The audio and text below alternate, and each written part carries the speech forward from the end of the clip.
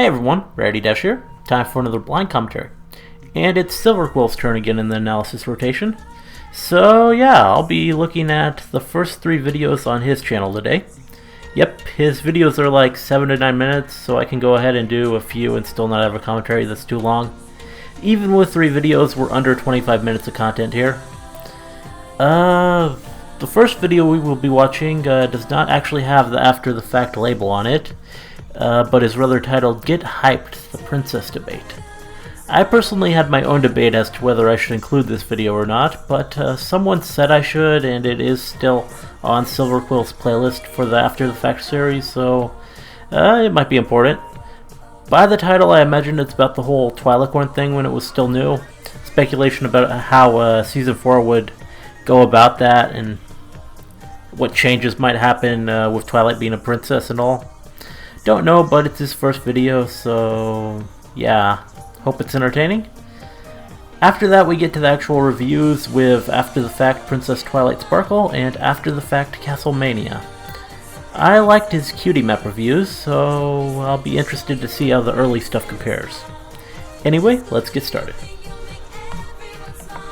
Okay. And there's... Behold! Behold! Oh, Celestia got her hoof in her face. Twilight is the worst thing, and this show is ruined forever. Princess Twilight is the perfect example of the hero's journey, and anyone who doesn't agree can just leave this fandom. Leave Twilight alone! I'm serious! Everyone and their grandma seems to have weighed in on Princess Twilight Sparkle the Alicorn, and with Season 4 about to start up, we're looking at more and more arguments. At one end of the reaction spectrum, we have the Ragers. These livid fans think that Alicorn Twilight is just the worst thing ever, and this show is stupid now, and I'm leaving forever. And at the opposite extreme, we have the Zealots. These dewy-eyed fans believe that Princess Twilight is just the greatest thing ever, and this show is absolutely perfect, and anyone who doesn't run into people like that often. Our fandom. And somewhere between these extremes lie the voices of sanity that remind us Season 4 hasn't aired yet, we've only seen Princess Twilight for about 5 minutes, and there's no point in judging the show before we've had a few episodes to get used to the new dynamic. But this is the internet, and no one listens to that. So in the spirit of unrealistic expectations, I'd like to present 5 topics that could either propel Princess Twilight and the show to new heights, or bite her right in the flank. All aboard the hype train! Back to the Season 4 hype. A one-trick pony.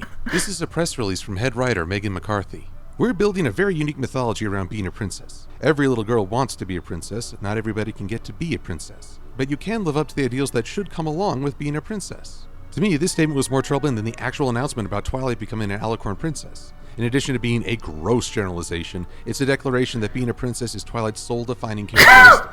This wasn't helped by a recent Hub poll that said, "Oh, Twilight Sparkle for best pony because she's a princess." Or the Equestria Girls live-action music video. Twilight sparkles, a princess who shines. Not Twilight with her magical mind, and no mention of voting for the intelligent, brave heroine we've watched for 3 seasons. Nope, she's a princess, and that's what makes her unique. Because there aren't 3 other characters She's got with the wings same now. title. Part of the show's appeal was that the main heroine wasn't your typical fairy tale lead. And I'm not talking about the hooves or mane. She wasn't a princess. She wasn't beloved by all, and she wasn't going on the quest for any of the usual reasons. She was a reclusive workaholic who had a clear goal, and we got to witness her coming out of her shell. Now she is a princess, and I'm concerned the show might travel down the same stereotypical paths as the other princess tales.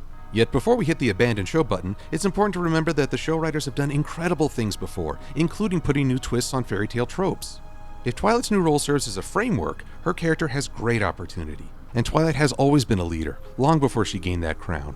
The qualities that make her great weren't bestowed along with her title, rather she has that crown because of her personality. So that's Princess Twilight, but what about the Alicorn? After all, this show is no longer 2 of a kind. When Twilight first became an Alicorn, many fans pointed out the show had lost the balance of 2 Earth ponies, 2 Pegasi, and 2 of the Master Race, unicorns. Now Rarity is more special. But I'd caution to give it some thought. This is a visual medium we're dealing with, and the themes we literally see Only have an unicorn. impact on how we interpret the show. Another positive of the show is that we have 6 distinct personalities, each one having a chance to shine with moments of heroism and triumph, and each has a moment of weakness, stressing that there are many types of female personalities, and one is not supposed to be better than another. The similar height and body shapes of the main cast, which could easily become a sign of conformity, instead come across as a sign of equality and harmony. But now... One of these things is not like the others. Each one is different, do you know?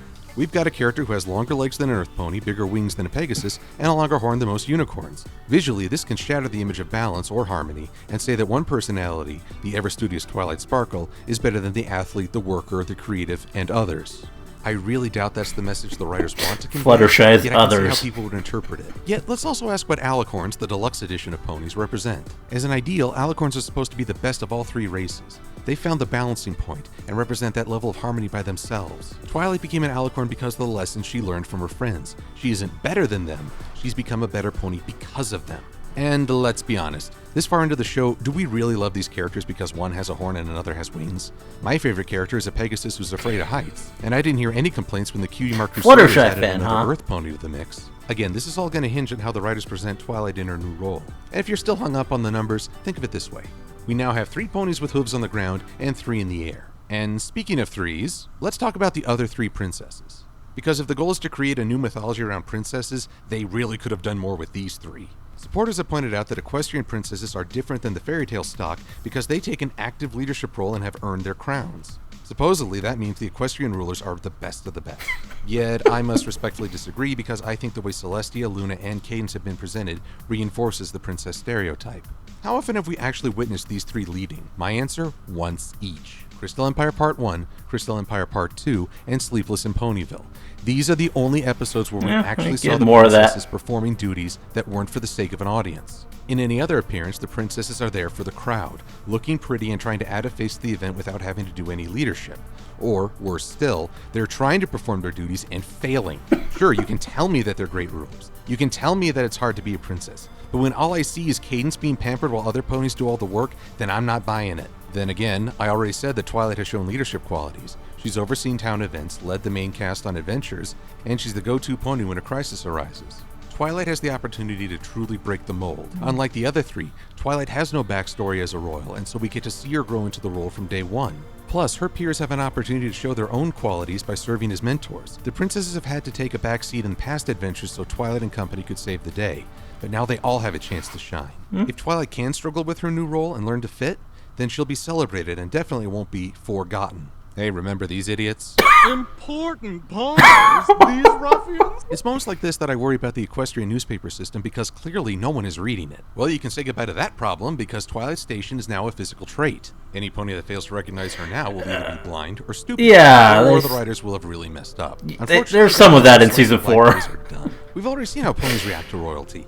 Given the reverence they show to alicorns, it's unlikely that Twilight can just wander into a new setting and act casually. Cadence was an attempt at an easygoing, relatable princess. It's gonna happen. Again, this Eager is to the see closest what we've gotten he to a says when it slice of life does. of a princess.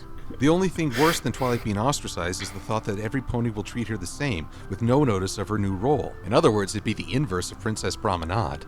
The horror! The horror! Now, while I would miss the slice of life aspect, this would be an interesting challenge. We've seen how important social status is to Canterlot ponies. I imagine many would want to get to know the newest princess. They briefly touched on this in A Canterlot Wedding, Part 1. And she decided to replace her bridesmaids because she found out the only reason they wanted to be in the wedding was so they could meet Canterlot royalty. This would touch back on the moral from Wasn't Griffin actually Russia, true. learning the difference between true and false friends. Though hopefully she won't forget the other 5. There's been a disturbing trend since the end of Season 2. Twilight's quests have featured her friends less and less. Oh, they tag along, sure. Yet we then reach a point where Twilight ditches them to complete the quest alone, and they provide the comedic relief. Now that she's a princess and an alicorn, what does this mean for the others? I mean, nothing says friendship like having all your friends bow to you. Hear me, friends. I'd like you all to show your camaraderie by bowing before me. Whoa, hey, wait, what are you? Oh my god, ow, no, ow, oh. Yeah. No, that's not bowing. Ow, ow, oh. Yeah, bowing's a no-no. Lesson 0 shook up the dynamic when Twilight's friends were empowered to write their own friendship reports. It signaled they were strong enough to carry an episode on their own. Putting the focus back on Twilight can feel like a regression. There's genuine concern that other fan favorites will be overshadowed. And how do you have conflict when there's always the princess option? And yet, that'd be a good early episode for Season 4. How tempting must it be to use and abuse your friend's new position of power? I could see Twilight's friends learning a lesson and fulfilling their lifelong ambitions without using Twilight as a crutch. Even with Celestia and Luna ruling the land, we still care about what happens to these ponies because we like the characters. Rank and social status have nothing to do with it. And while their conflicts might not impact national events, they're still fun to watch. Not all of them received wings and horns, still holding my breath on Alicorn Fluttershy, yet this new dynamic is going to have an impact on them all. And if we can't enjoy watching our Eloquent favorite rarity. characters adapt to the new situation, then we wouldn't be fans of the show in the first place. Let's see how they do in Season 4. I'm Silver Quill. Thanks for watching. Okay. Not that bad.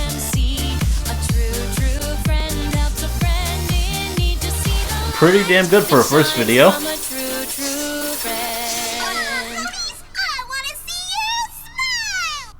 Okay, Season 4 is off and running. Let's see if they managed to address some of the points I brought up in my princess debate video, starting with Twilight being a princess. Yeah. Glad I watched that first already, if that's how he's starting it. Well, there's still the stereotype that every little girl wants to be a princess. I don't know if it's every pony's dream. Huh, how about Twilight the Alicorn? Elder Princess But I Mint, hope you know that I will always be here if you need me. Civilian Pony, Princess Twilight will know! the main five? The Summer Sun celebration may have brought us together, but it's something much bigger that'll always keep us connected. How far into the episode did I get? For real? I worked so hard on that video, and they have to go and address all the issues with one act? Well, you know what? Forget this. I was all set to go on a rant, and they had to spoil it by hitting every point in the first act. How about that? My producer has locked the door. I'm sure he's his own producer. Actually, the points I brought up aren't like one of Twilight's checklists. It isn't a case of doing it once and that's that. These points will hopefully be recurring themes throughout the season, and in some episodes they won't be a factor at all. Yet for this episode, I can honestly say they tackled fan concerns and questions beautifully, addressing almost every issue in the first act. Let's start with the most fundamental aspect of any episode, the story. Thematically, this episode is trying to bring us full circle as the ponies get ready for the Summer Sun celebration. Unlike last year, the celebration is taking place in Canada. Whoa, wait a sec. Last year? It's only been 1 year? Yeah, You mean to that's tell me within 1 pretty year, hard to Pony swallow Twilight still. has faced a corrupt princess, rediscovered mystical elements, rescued a princess, freed another princess, saved the land, banished the star bearer, been assaulted by a dragon, suffered a magical poison, taken over Winter Wrap-Up, reevaluated her philosophy, been turned to stone, fought diamond dogs, been assaulted by another dragon, ruined a gala, faced a chaos spirit, saved the land again, reintroduced a princess to society, appeared in a huge production, traveled through time, faced even more dragons, been ditched by her friends, saved a third princess, freed that princess again, repelled a changeling invasion, freed that first princess again, rescued an empire, nearly been killed in a tornado, promoted the equestrian games and been elevated to a princess? You know, suddenly her mental breakdowns seem very conservative. And Twilight seems to be headed for another breakdown as she has to participate in this year's celebration when she can barely control her wings. One might think that I'd criticize this role since it's another appearance for the public's sake, yet I don't because it makes sense. Help Twilight and society get adjusted to the new situation with a few public appearances before tackling the leadership role. A good plan. Except Twilight doesn't have much time to adjust as the sky breaks and all her mentors are either missing or indisposed, making her the de facto leader of an entire nation. From there, Twilight tries to approach this as she has past adventures, reunite with her friends and face the challenge head on. Only it doesn't work that way because her new role carries new responsibilities, including thinking of her own safety. No sooner have the main six declared their resolve when, one crocodile attack later, they're telling Twilight it'd be safer to head home. Twilight does so only to turn around and try to reunite with them again. Girl's moving like a yo-yo. While the decision to send Twilight away was wrong, I do see how they came to that conclusion. They're looking at the big picture, perhaps more so than Twilight. It's a bit of a They fail to take stretch. two things into account. The first is that Twilight is the driving mentality for the group. Without her, they start to fragment and fall apart. Plus, losing one element of harmony ruins Yeah. the set's collector's value. So in many ways, they're equally irreplaceable. Once she realizes and accepts the changes in her life, Twilight is able to help the others understand that in order for the ponies to have a future, they have to let go of something important. Something like an old dynamic or how they expected life to play out.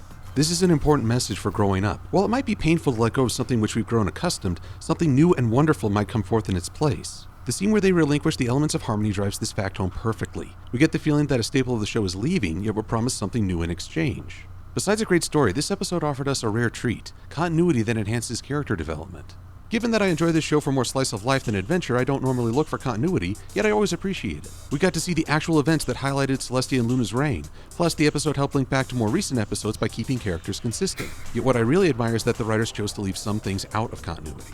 In particular, Twilight's perfect flight at the end of Magical Mystery Cure and Cadence's breathing exercises from games ponies play. Twilight's greatest strength, her mental They bring that prowess, back is also her eventually. greatest weakness. If allowed to sit and stew, she will think and think about a problem until she loses all sense of perspective and the problem overwhelms her common sense. Yet when other ponies turn to her for guidance, as the guards did, Twilight's doubts and worries vanish and she is able to evaluate the situation quickly and decisively. She's at her best when she lives in the moment. This is why I don't like the idea of Cadence's breathing exercise eliminating Twilight's stress. It's a critical part of her character and shouldn't be dismissed with one quick breath. I'd like to think this mental anxiety is part of the reason why she's having trouble flying and why she fails to use magic at critical points. However, this could easily be explained as a shortcoming of the script, as the writers wanted to place Twilight in situations where she would need rescue. While I appreciate that Twilight is not the all-powerful demigod some thought she might become, I'm afraid this has been a repeating issue throughout the series. There have been multiple times where Twilight could have used an already established spell to resolve a situation, yet she never uses that arsenal. This is an unfortunate side effect of creating a world full of magic without laying out the governing rules. There may be a limitation in place, but the audience doesn't understand, so it's just confusing. Also, Sakura's alicorn-only potion stinks of plot convenience. Yeah. Giving our favorite zebra some screen time, I can't see why they couldn't use Discord to handle the exposition.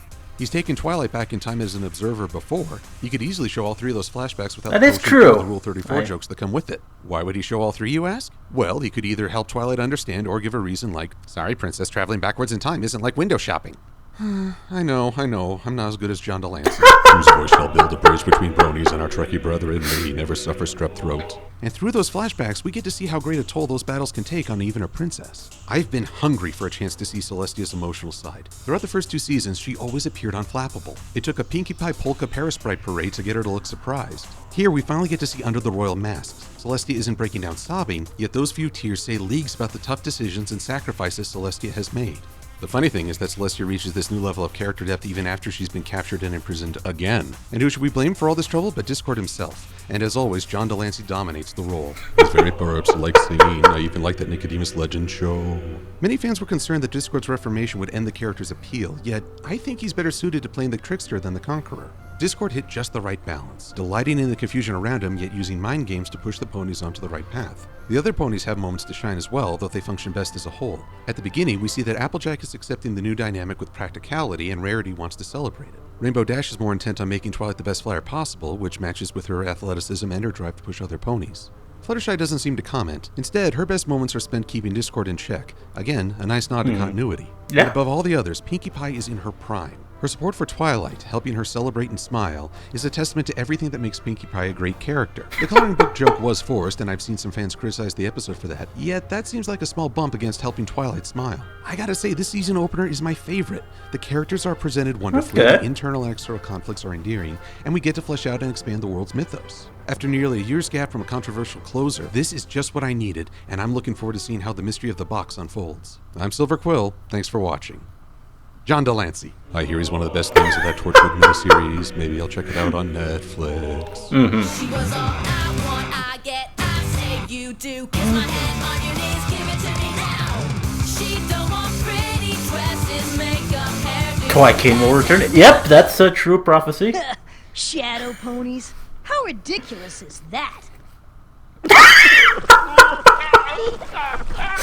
Yeah. Oh, come on, Sombra. He didn't mean it. Spike's just a little cranky because Twilight completely disregarded his safety. Tell you what, why don't you go conquer that 7-Eleven down the street? Get back in the villainous spirit. There you go. I hope the new guy isn't so sensitive. Castle-Mania. So we return to the ruins of the Royal Sisters, only this time it's a slice of... Hey, you mind? It's a slice of life episode, my favorite kind. But what's this? More talk of continuity? Twilight looking for clues to the mysterious sprouting box? A mysterious dark figure? Are we actually looking at a season-long arc, complete with a recurring villain? Well, heck if I know, I'm not on the writing staff. What I do know is that when that was this show a bit could of only a appeal to little girls, I will point at this episode title and laugh. misleading I'll ending also there. sum up Castle-Mania with one word: hijinks. This is mostly a fun bit of nothing, with the ponies going through a conflict minus an antagonist. Something hard to pull off. We start off with Twilight and Spike strolling through the pacified Everfree forest. Everfree sure has lost its teeth over the seasons. For a place filled with dangers from which no pony has ever returned, the residents of Ponyville seem to stroll in and out without problem. Yeah, Install a rotating door. kinda. Twilight's mission: find out information on this mysterious box that's giving her premonitions. But something tells me that opening it is pretty important. So Celestia suggests that her former pupil go poking through the ruined library, which is remarkably well preserved. And within a secret chamber, Twilight discovers Celestia's secret diary. So being the mature, respectful pony she is, she immediately cracks it open and starts reading Of through. course. Come on, princess, give us the dirt. I love to duck behind the paintings, and though the Hall of Hooves still gives her a bit of a fright, the trapdoor slide is Luna's favorite. Celestia, you need to get out more. Maybe go hang with Pinkie. Okay, maybe go hang with Applejack and Rainbow Dash. Bees, my god. No, there aren't any bees here for you. This oddity Top the is fourth wall Applejack and reference. Rainbow Dash's newest friendly competition, and I want to stress the word friendly. Unlike Fall Weather Friends, this episode shows the two of them pushing one another without the hostility or argument of the past. This makes Rainbow Dash way more likable than before, as she's neither boasting nor cheating. I'd be at least 50% less scared of it than you. Sorry, AJ, I don't think that line's t-shirt material. It was fun to see them descend deeper into the ruins and go even further into flat-out hysteria. Plus, they gave us a view of full-body equestrian armor. How awesome would Celestia stormtroopers look if they wore these bad boys? Yeah. Plus, the noise could be an issue. In the end, it must be you and you alone. Don't mind us, princess. We're just on morning patrol.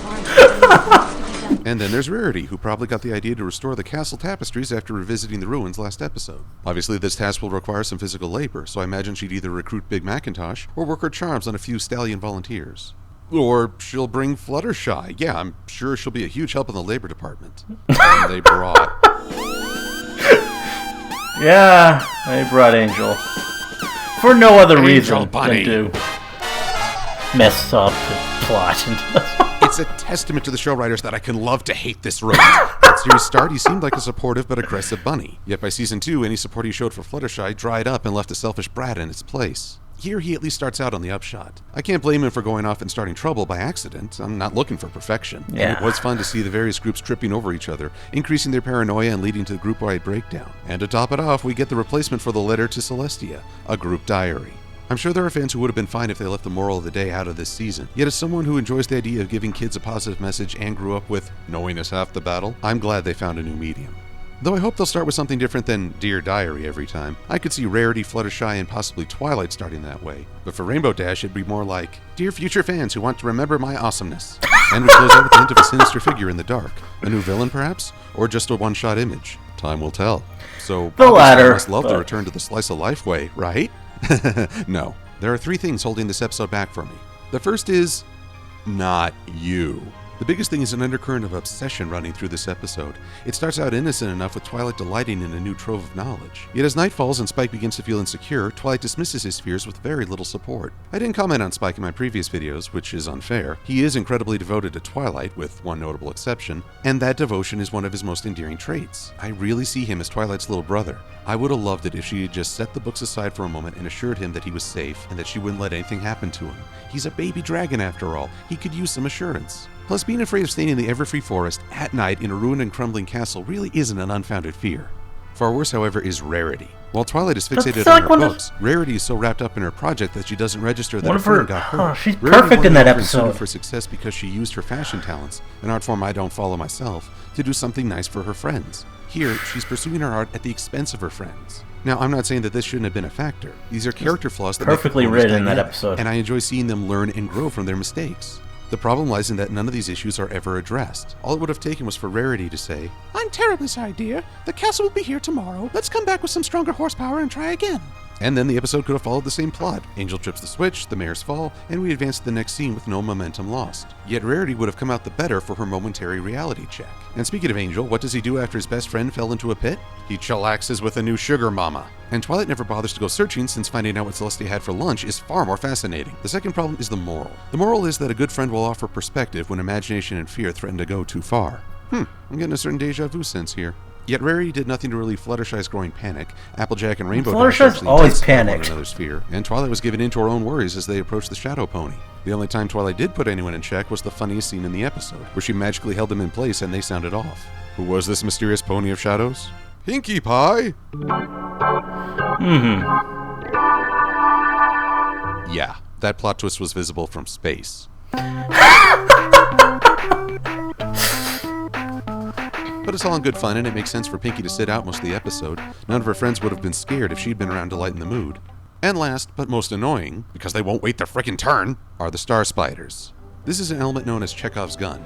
No, not that Chekhov. No, he didn't get to fire a gun. I'm talking about playwright Anton Chekhov, who said that if you introduce a gun hanging on the wall in the first act of a play, it better go off in the second or third act. In other words, its presence should demonstrate foreshadowing. Fluttershy names the Star Spiders, and Spike sees several scurrying about. And yet somehow they've had more screen time in my review than they have in the actual episode. What happened to these things? What purpose did they serve? Maybe they'll come into play later. I mean, this continuity thing seems like it's going to be a constant. And yet right now, these annoying astrological they arachnids were are just a never red seen herring. again, And given as that far the as I can Everfree Forest recall. has some pretty amazing creatures for us to enjoy, I'd hate to see these little guys amount to nothing. Though right now, I wouldn't shed any tears if a rolled-up newspaper came into play. Now scram!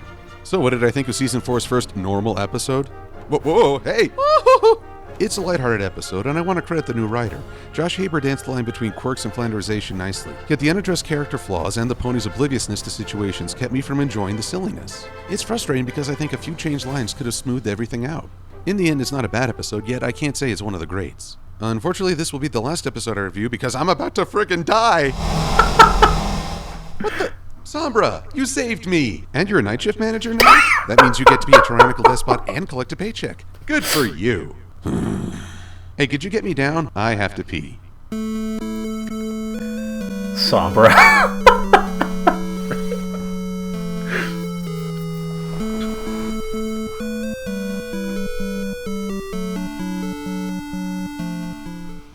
Okay. So, these were his first videos? I can see why he's so popular. He was pretty entertaining and professional right out of the gate. Great delivery, goes at a good pace, and seems to be pretty well reasoned and intelligent in the points he makes. Though it does appear we're not always going to quite agree on everything. As I said a few days ago at the end of the latest UFP episode commentary, Princess Twilight Sparkle is not one of my favorite premieres. It's square in the middle for me in terms of the premiere ranking.